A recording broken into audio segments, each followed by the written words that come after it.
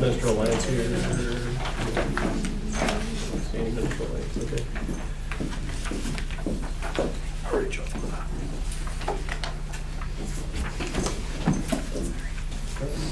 Meeting to order at 7:07. Roll call. Jeff Jennings. Here. Randy. Here. Sue. Here. Tamara. Here. Bonnie. Here. Jim. Here. And I am here. We do have a quorum. Would you all stand for the Pledge of Allegiance? I pledge Allegiance to the flag of the United States of America and to the republic for which it stands, one nation under God, indivisible, with liberty and justice for all. Thank you.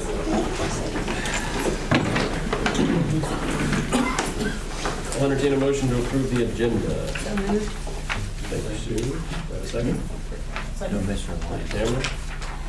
I have a motion and a second to approve the agenda. All in favor? Everyone? I'd like to welcome Mr. Chris Sanders. I'd like to address the board. That's on page 88. Chris? Good evening, board members. The current Oak Grove High School administration policy does not allow the display of the Eagle Scout honor cord during graduation ceremonies.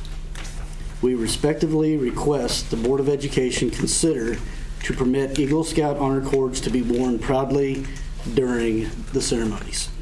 The prestigious rank of Eagle Scout, the nation's most recognized civilian award, is a performance-based achievement whose standards are clear and well-maintained for more than 100 years in our country. It is so highly thought of and respected that any Eagle Scout who enlists in the armed forces may receive advanced rank in recognition of achieving the Eagle Scout. This is uniquely to the rank of Eagle Scout, and no other youth achievement is recognized by the armed forces. In order to earn this award, a Scout must fulfill robust requirements in the area of leadership, service, and a variety of skills.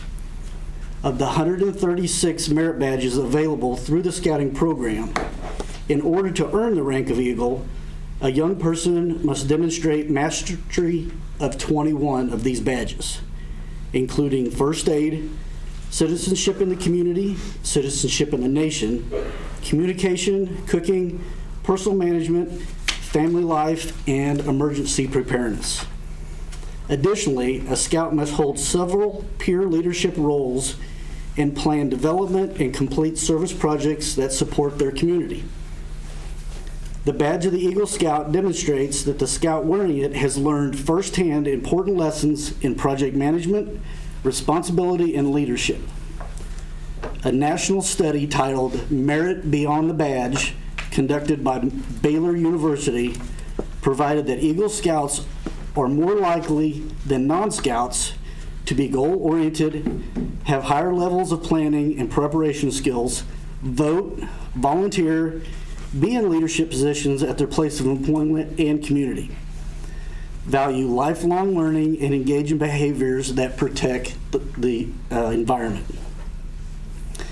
The Eagle Scout cord intended for graduation ceremonies is a tasteful red, white, and blue honor cord that schools across the country approve of for this use. Per Eagle Scout requirements, graduates of Oak Grove High School that have attended this nationally recognized award completed a leadership project to benefit their community, school, or church.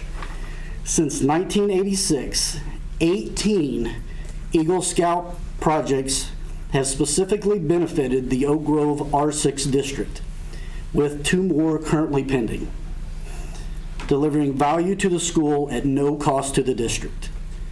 These projects have totaled over 1,900 man-hours of volunteerism to benefit the Oak Grove R6 school district.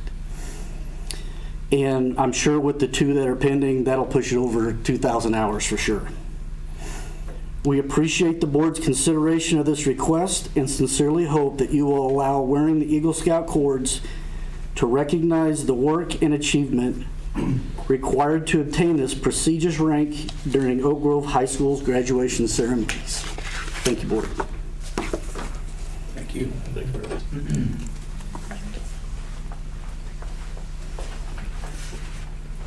Anybody have any questions, comments? I just think it's worth a discussion, particularly since there are so many service hours that are put towards the district to get to the rank. And there is, I know, one coming up, some future ones that are being discussed as well. And so just how do we sort of, and I understand it's a slippery slope, because where do you go from school recognized earnings and, you know, to non-school recognized? And I think the distinction within the case that's brought for us today is that a lot of the work has been done to benefit the district specifically. And this is a tough one for me because as a high school principal, I instituted the rule that doesn't allow those things. And there was a reason behind it. Without getting personal, there were people that wore things that you couldn't see their ears. So they were just covered in things that they wore. So we felt like we made the rule at the time to do school issue only, which cleaned up a lot of issues. Now, granted, there was controversy and confrontations throughout the years, but so that's a struggle, because I mean I think that's very tasteful. You know, I'm a big fan of Eagle Scouts. I know nationwide that's a huge deal, and I agree. It's and especially I remember a lot of those projects. Chris, thanks for pointing those out that have been done for the school too. So it's, and I mean, part of my opinion right up front is I think it would be just fine to allow Eagle Scouts. Then I guess the next thing would be and that's the next piece of skill. What if, I don't know, something bizarre comes up and somebody wants to wear something? How do we, or do we just take it one issue at a time and say yes to some, no to others? I mean, I know that's not common these days because we want to blanket everything and make everything either this or that. And I mean, I don't like dealing that way, but I mean, it's. I just wanted to clarify that how we got here. Yeah, And- thank you. When we put something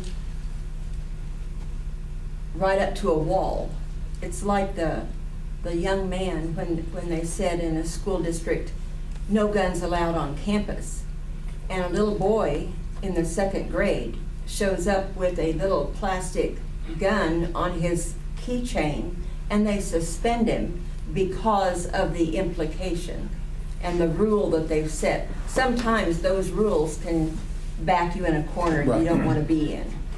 And honestly, that is less obtrusive and smaller than some of our own school issue things. I'm just saying. I think there's things that we can do to sort of have a process put in place for approval, and I think there are some parameters that can be put so that you create a box, but you're not all in the same spot in the box, if that makes sense. Right. I think in this day and age, as a district, anything we can show in support of our country and the flag and the colors and what these young people are doing is just to our benefit. But I do think we have to be careful. And I think if we just decide to come up with those boundaries in how we're going to either agree with or not, and let this be the first step towards that. And it may very well, I think probably, in my opinion, is it probably would be on a case-by-case individual basis. Yeah. So are we going to set criteria then, or is it going to be whatever board members at the time happen to be in front of 5 years from now? And I'm not against it necessarily. What I'm saying is that I want to set up a system that makes sense to where it's not, well, there's 4 members of the board that you know, all belong to my, you name it, other organization, and so they approve my Mhm. horse championship award or whatever, and that's nothing against horse championships, but you get what I'm saying? Yeah. How do you define it to where it Yeah. doesn't balloon into? One, I think you can, and I think one of the things that Mr. Sanders brought forth is that there's rigor behind earning those awards. You know, there's those, and so we could talk about rigor. Is it nationally recognized? I think you could have Girl Scouts that are in the Gold Star. It's sort of in the same echelon, not quite, but you know, the same there as well. I think, you know, and you can, I think, put some pieces around it. I think it's a process, but I think ultimately whatever process puts in place, we change it so that it goes through the district administration first. Absolutely. And I like the idea of a national recognition. That sounds like a good criteria. And I think a criteria could be developed that would be restrictive yet that has some common sense. Well, with it, and too. this one would be certainly be a great ground level Something to to be compare to. considered, to be compared to, yes. Right. And I think your gold star probably ought to be included in that also. I agree. Because it is a very similar, Yep. some would even say more rigorous situation. Careful. That's your joke. Well, I think what the cool thing is too is now you're gonna have, I mean, it's an inclusive, Scouts of America is inclusive of all youth.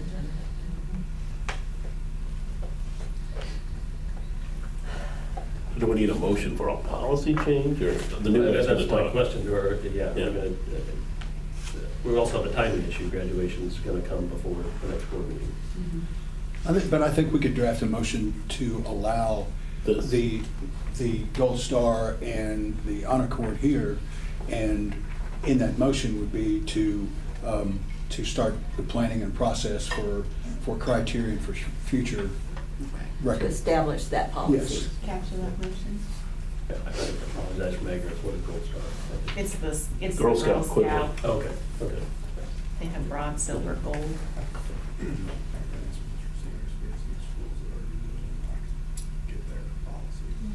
Sure. And like Chris, you said is like Green Valley, Odessa, Blue Springs, you know, who, other school districts? We didn't inquire because my thought was that what other schools do doesn't have any bearing on what Oak Grove does. I get that. Mr. Salmon. We just want to copy their policy. I have no clue. I do know that Fort Osage encourages them.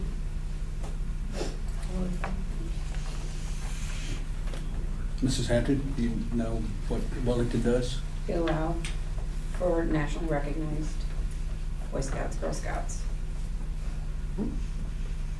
Mr. Harvey, any experience from past years? Don't really have it. Okay. So it sounds like there's some, I'm sure there's policy to look at. And Yeah. it wouldn't be a hard policy to write. No. It's the question of where does it go? I would imagine it's in the student handbook though, right, rather than in the board policy. Yeah. Correct, yeah. Yeah. Yeah, so it would only be a direction to what the. Yeah, so we would be, our We'd be motion would providing be direction, asking yes, Asking, yeah, to revise the handbook. provide the handbook to allow it, right? Yep. Okay.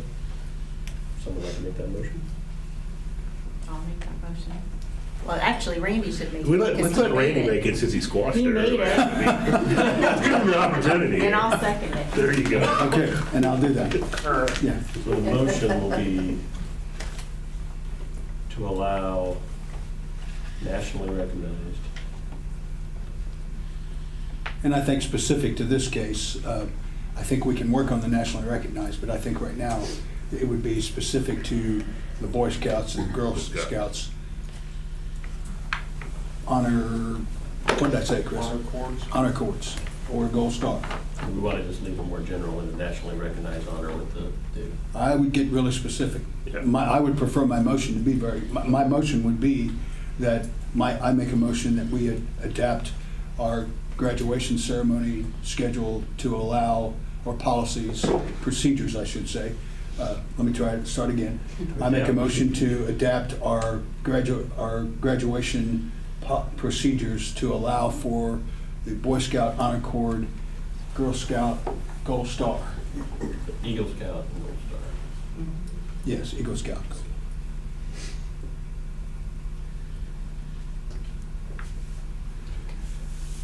But do we need to say in there effective for the May 2022 graduation ceremony? And then Yes. the second part of that motion Right. is the directive to Yeah. revise the free handbook. It's what we have. Chris, you say there would be grads this year? There's 4. 4? They are in. They're in the room. Oh, okay. To adapt the procedures to allow Eagle Scout and Gold Star honor cords for the May 2022 graduation ceremony and to revise the handbook for future graduations. Does that work? That works. Yep.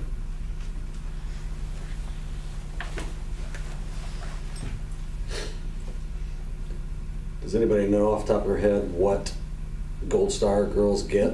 Do they get cords like I those? don't believe or- so. I think they get a pin, I believe. As far as I know, they don't have honor cords. They just have a pin, looks like a little lapel pin. I don't know that you have any Yeah, I don't have. right now. The Girl Scout program is not as active. Right. Okay. So I have a motion, and a second, to adapt procedures to allow Eagle Scout and Gold Star honor cords for the May 2022 graduation and to revise the handbook for future graduations accordingly. Any questions or comments? All in favor?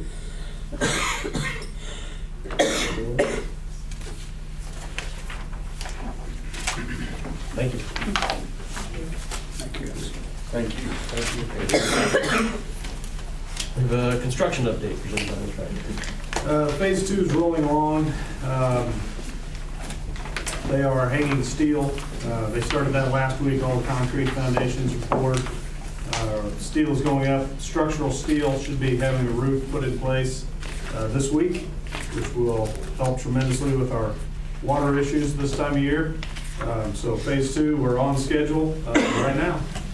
So waiting on, it's really more materials. Flooring is one that's delayed. It was supposed to be here March 15th. We still don't have it, so. But other than that, phase 2 is on course. And we do have a meeting tomorrow at 2 o'clock to discuss the progress of how it goes. And I have asked previously what we're into Jay Dunn for, and I did get an email today, and we'll share that information with you guys too.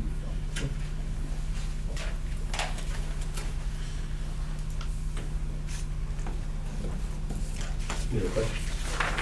Comments?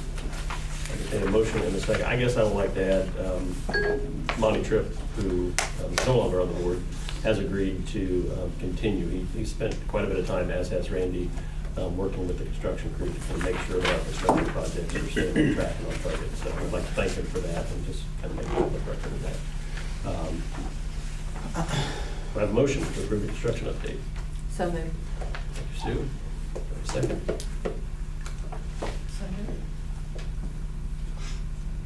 Motion and a second to approve the construction update. All in favor? That's everyone. Thank you.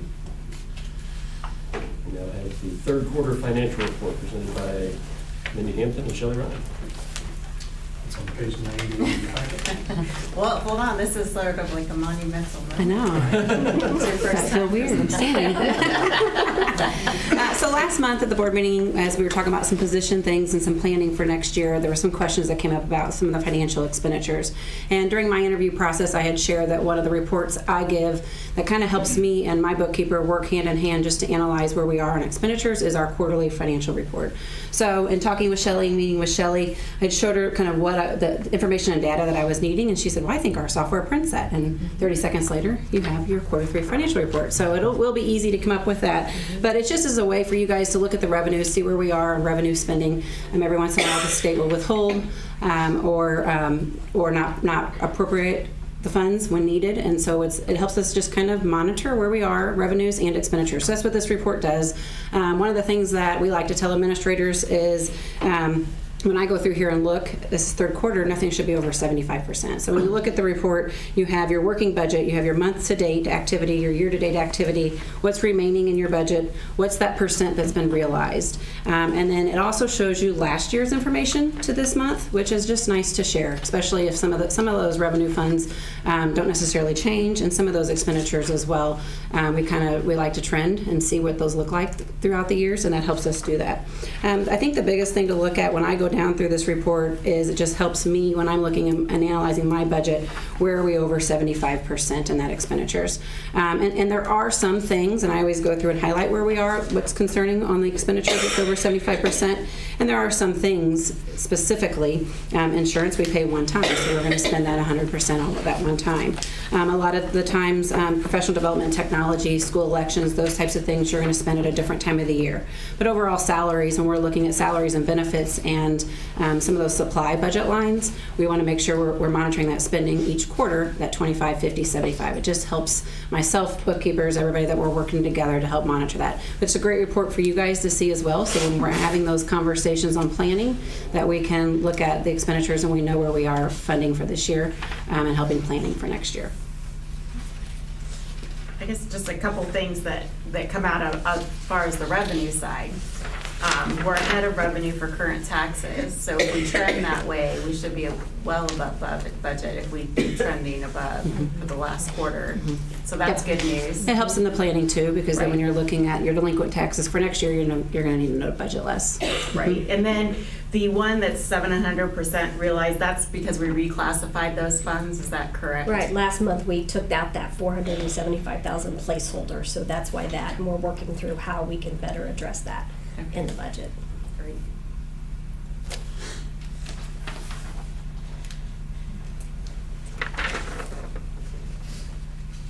On the expense side, the one that really jumps out, it's not huge, I guess, is that telephone being 90%. I mean, was there some sort of, I guess, my question is, was there some sort of one-time thing? I assume the telephone's a monthly or a regular? It is monthly. I'd have to look at those bills to see.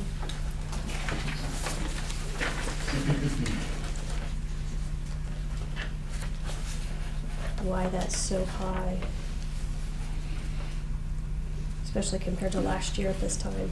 So I can look into that and see if we can get an answer on that one. Is there any hot spots with that? The capital construction is I'm also. thinking that might be that. Yeah.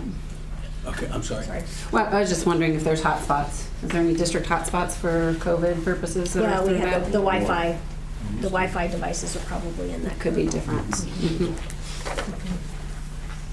And as I was about to share, I assume the capital construction is over because of the issues we've had with construction and spending out of our own budget. And, yeah.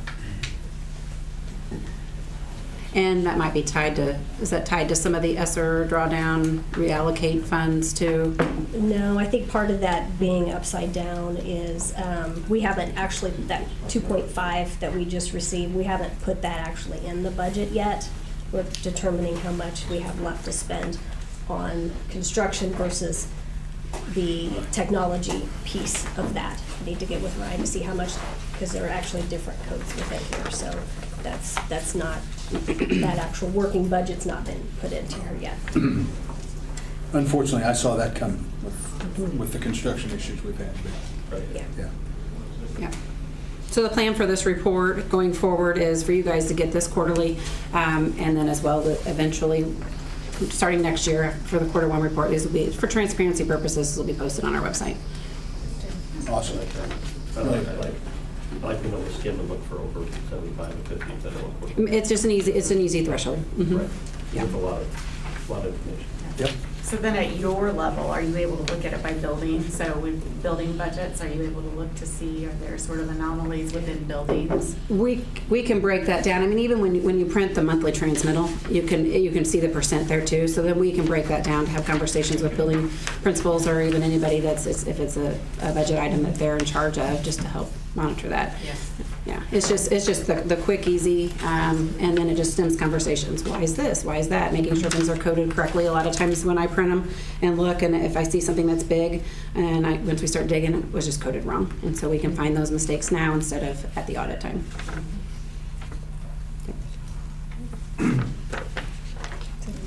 Thank you. Good stuff, thank you.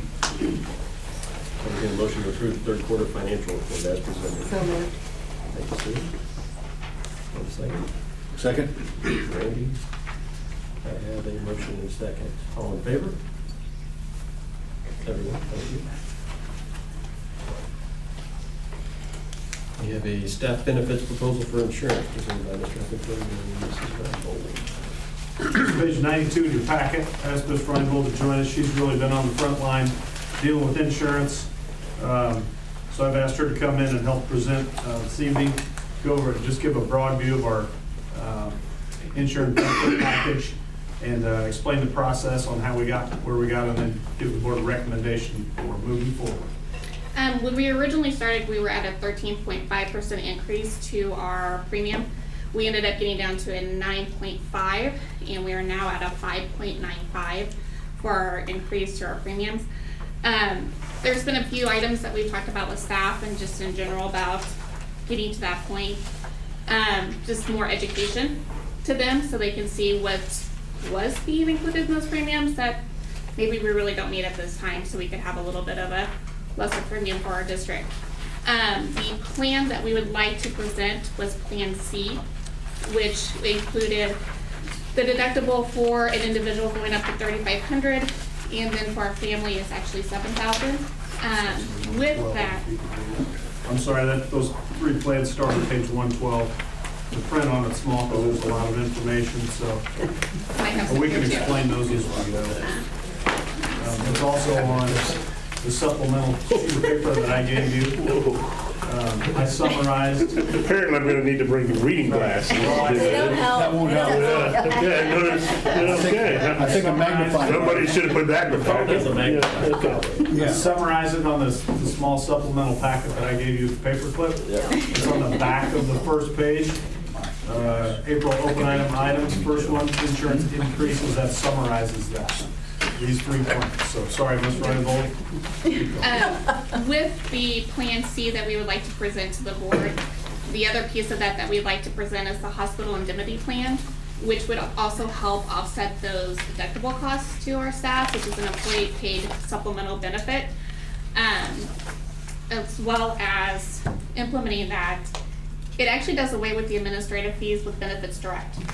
So we're saving ourselves $6,100 for the year by doing that. The only thing is that if we happen to change providers and we go with like Blue Cross and Blue Shield, we'll have a $1,500 to $2,500 fee, but we can negotiate that to go back to the provider for that.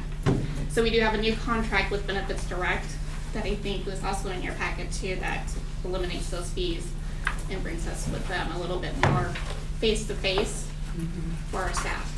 With those added benefits, do you have to have a certain number enroll in each one for that to be no? So you could just have one do the hospital or zero, and it's just the fact that it's offered.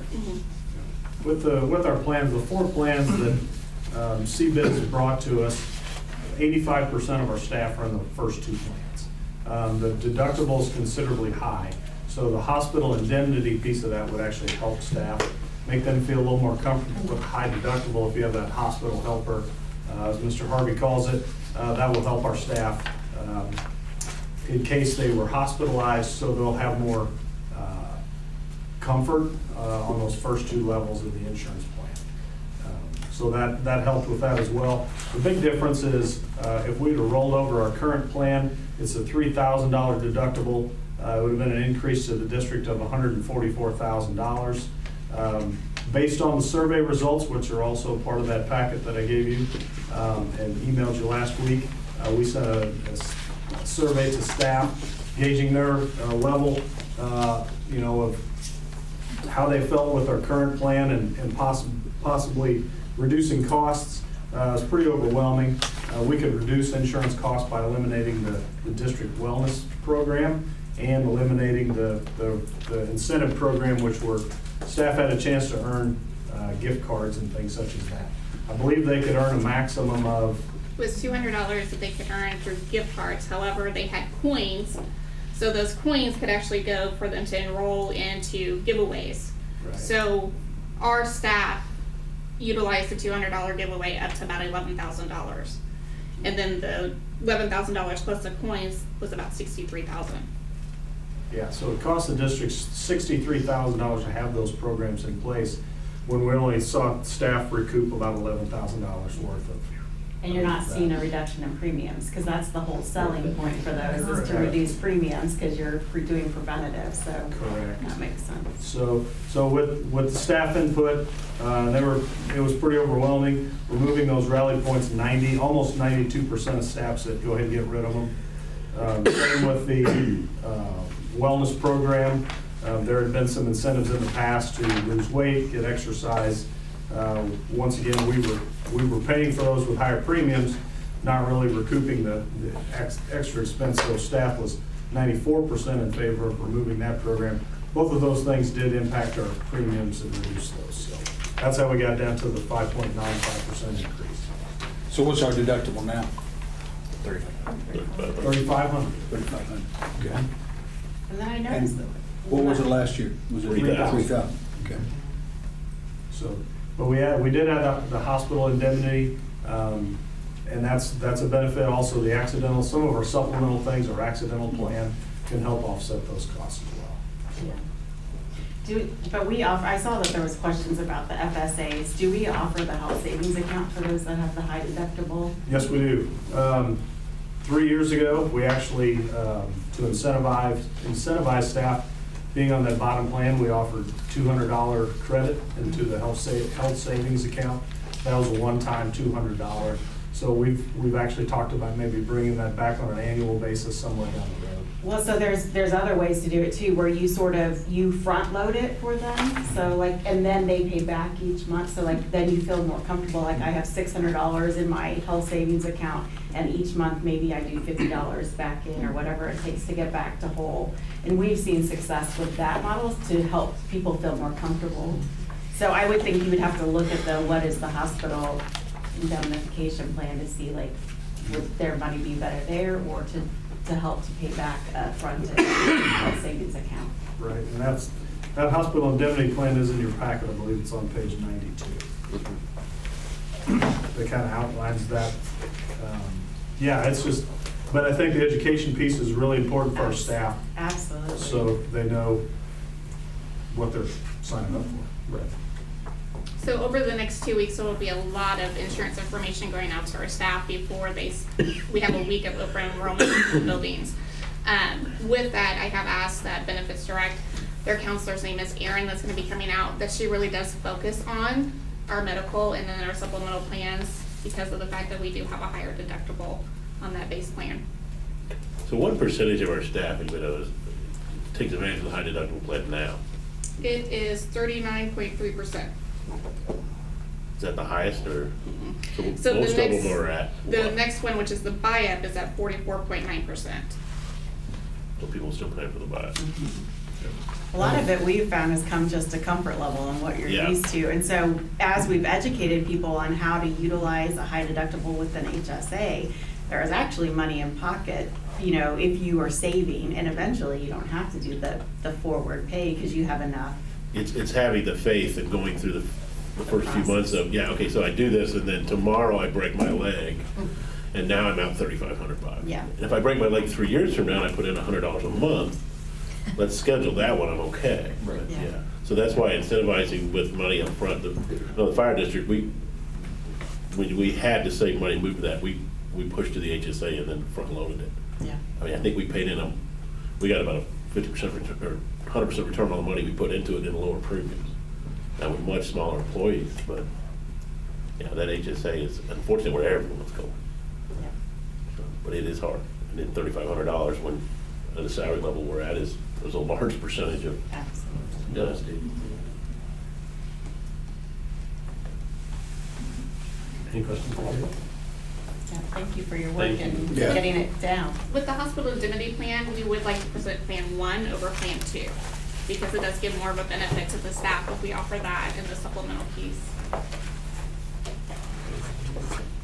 92. What page was that again? 92. Thank you.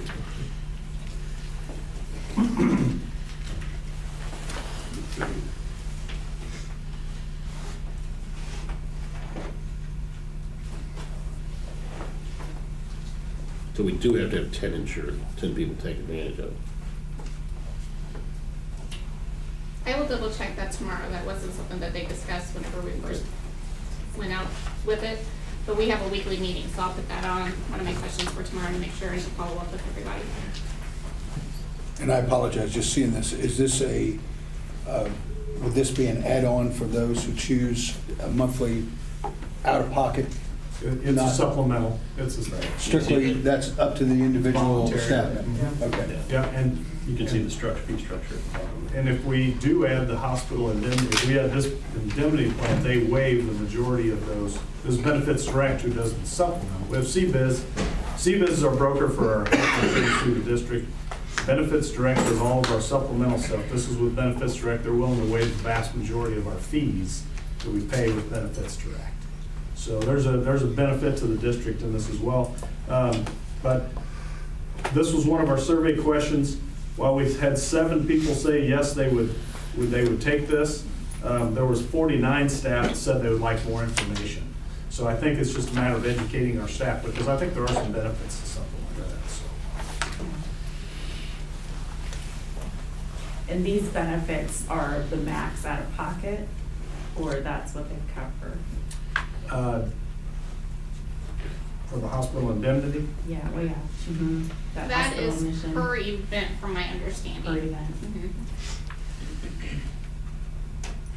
Yeah, the idea there is, if you go to the hospital, it's gonna pay you $1,000 if you got admitted to the hospital. So there's They're gonna 1/3 of your Right. 3,500 almost You're out of pocket. So if it happens twice a year, you've at least met the, they're not gonna pay twice, but you've covered your deductible, at least 1/3 of it's been covered by that.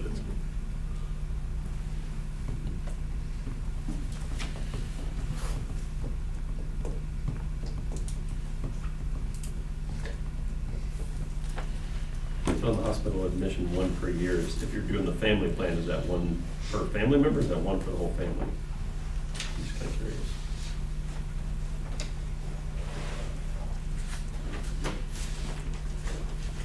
I don't think it's broken down by the family, but we'll be double check.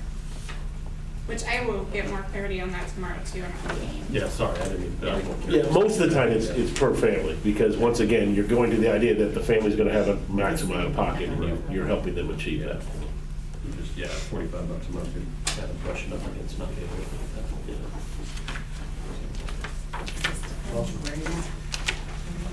Yeah. But if it's a staff member, Jeff, and I appreciate that you know a little something about insurance. A little bit. Yeah. Health insurance, I'm getting less and less. So if an individual bought this plan and they broke a leg, Broke the leg the next day, this is their safety net. Hey, okay, so they would get $1,000. they get if they incurred a hospitalization, they incurred a $1,000 bill, which you probably will. Right. Oh, absolutely. Chances are you will. And then 3 months later, need a hip replacement. What happens then? You're still going to get. They met the maximum out of pocket, but the thought is, depending on the calendar year, is that hey, you're meeting that. They're giving you 1,000 towards that 3,000 or 3,500 now that you were out of pocket. But that's only one time then? That's only one time. Yeah. Okay. Good to know. Basically, kind of reduces your deductible for the first instance Correct. by $1,000. Okay. And a lot of these policies will have something. I didn't see it here. They will pay if you go to the emergency room for an emergency accident. Can't go for a cold, but I think I broke my leg. Well, let's go get an X-ray, and they'll pay for that. I don't see that in these, but at this price, they're probably going to have coverage. But these you're seeing a lot more of these supplements because of everybody's going to high deductibles and all that stuff. And from what you can buy as a private individual, these are pretty good rates from a group standpoint. So. Gary, thanks for all your work. Yes, thank you. Entertain a motion to approve the staff benefit proposal. So moved. Thank you, Jim. Do I have a second? I'll second. Yvonne? I have a motion and a second. All in favor? That's it. Staff compensation schedule increase. Okay, so with the health insurance piece kind of taken care of, that really gives us the information we needed to determine what would be the appropriate compensation package for our staff. We are dealing with some positives as far as our the district budget. So I just want to hit a couple of highlights. This is also on that supplemental page that I gave you. Property taxes are actually $795,000 over budget. If you remember a year ago, we were very intentionally conservative with our revenues. With the short time frame that we had to work with our budget, we were very conservative on the revenue side, and we're seeing the benefits of that here. Sales tax are actually $142,000 ahead of last year at this time. We're also able to, I'd like to thank Mrs. Henderson, is able to capture more federal dollars through high needs and IDEA. Mr. Harvey's been instrumental in that as well. He's got a lot of experience there. We should see an increase in property taxes due to inflation that matches inflation. So our property taxes will go up next year, 2023.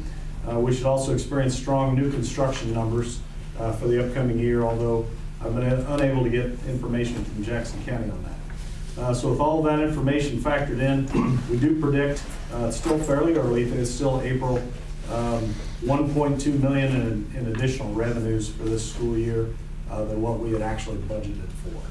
We feel fairly confident in those numbers. You know, things have been going well as far as the economy to this point, so we feel good on that number.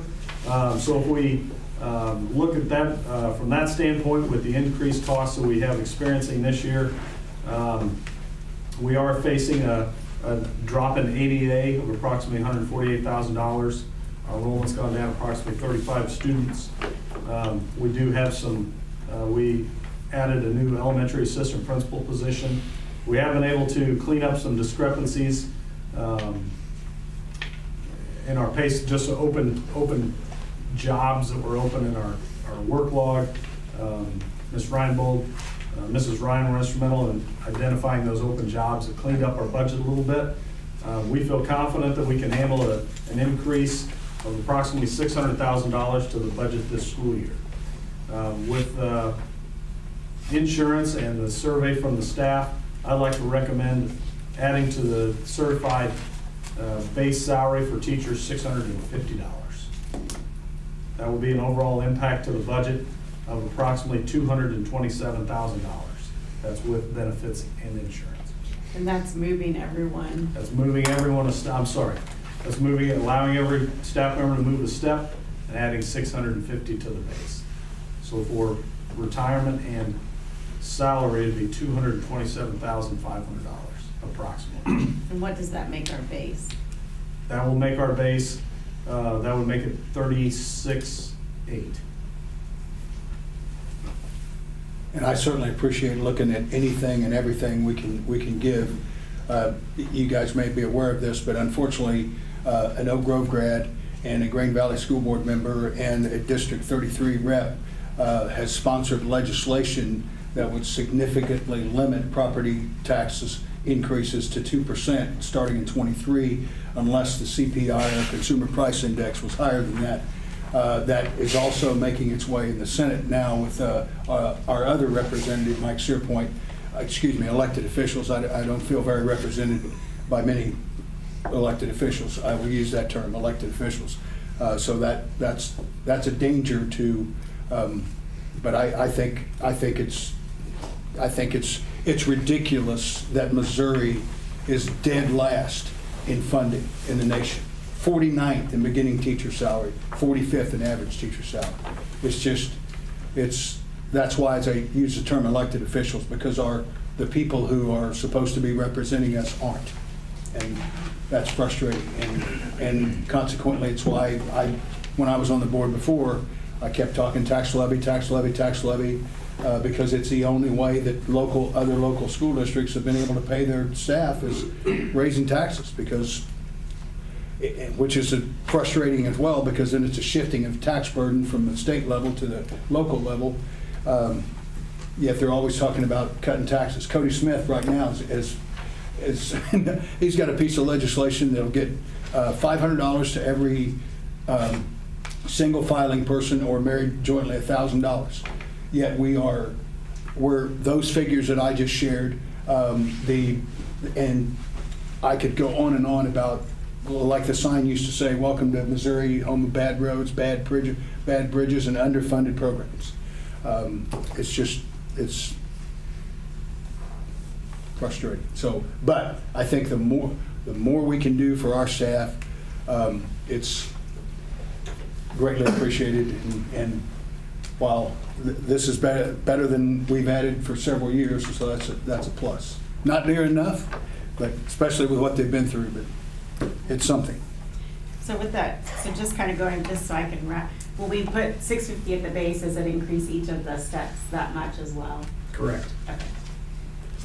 Okay. Unless there are, and that's the thing about salary schedules, I mean, some people bottom out. And Right, you they're- can't go any further. Yeah.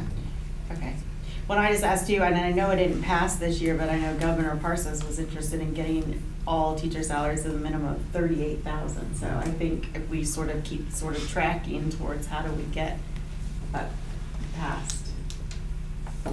This gets us within striking distance. Yeah, $1,200, yeah. Well, is that, and I misspoke, is $36,900. $1,100. Progress. And just on that note, that has met considerable resistance and has been kicked out of the House budget that was sent to the Senate. And unfortunately, and part of the reason for that is there are a lot of rural districts, places where I come from, that they'll only pay 70% of it, the state would only pay 70% of it, and their highest paid teacher might be getting $38,000. It's been there 20 years, if they have anybody there 20 years. But it's a struggle. Any other questions, comments? Entertain a motion to approve the staff compensation schedule increase of $650 as presented. So moved. I'll second. Thank you, Randy. I have a motion and a second. All in favor? You're abstaining. Gonna abstain. Thank you very much.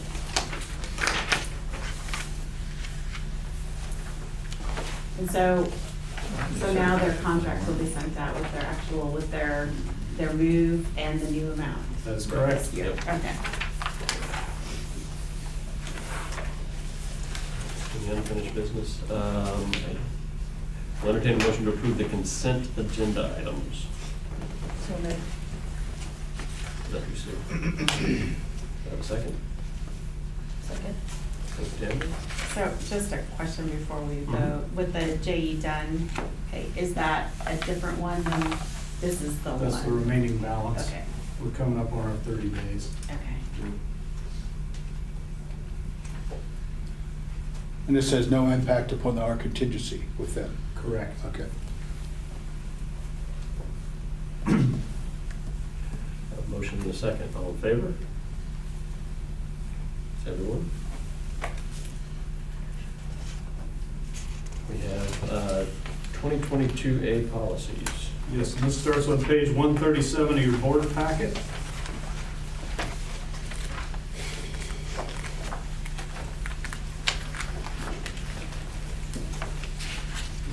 This first policy is a new policy.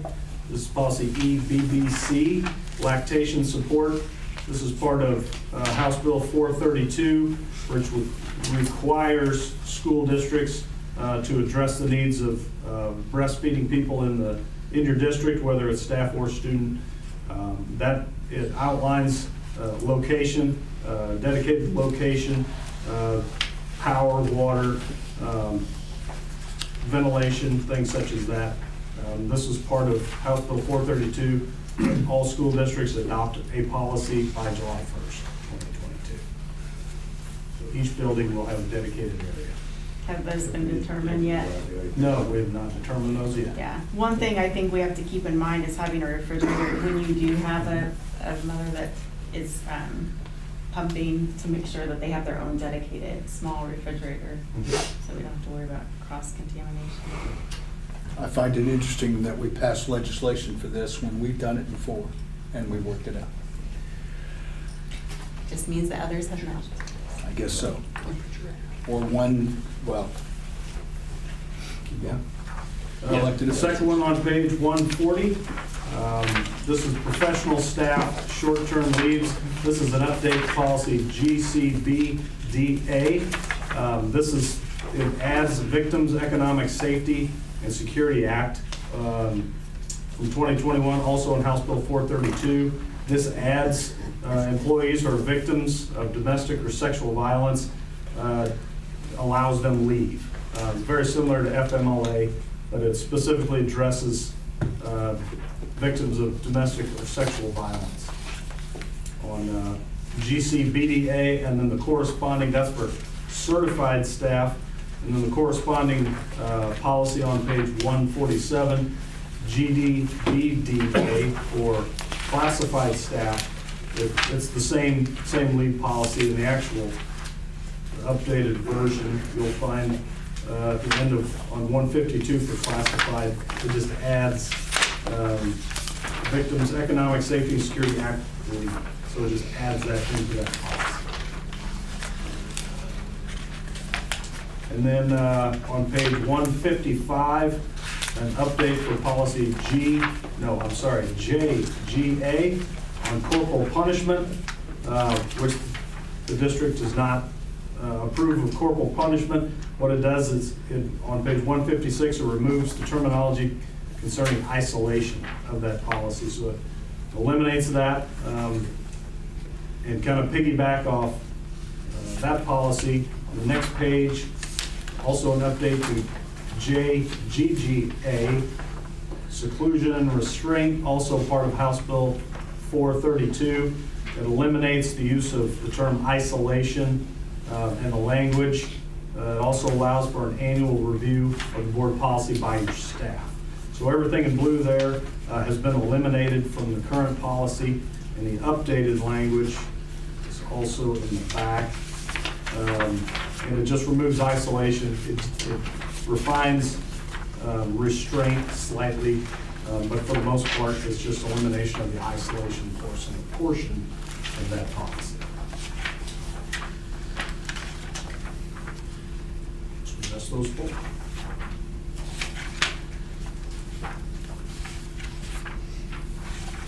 Excuse me. On the last one with the isolation, how big an impact will that have on current practices? Shouldn't have any. We haven't isolated students in several years.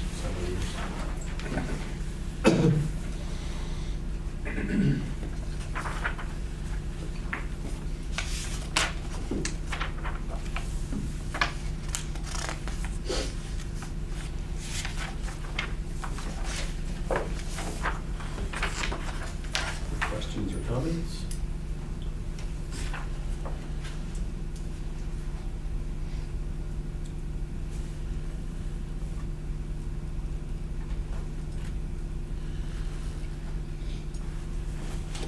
Entertain a motion to approve the policies as presented. So moved. Second. Thanks, Jen. I have a motion and a second to approve the policies as presented. All in favor? That's everyone. Seeing nothing else on the agenda, I'll entertain a motion to adjourn open session and go back into closed session to finish up a few agenda items. Thank you, Tim. Second. Thanks, Jim. All in favor?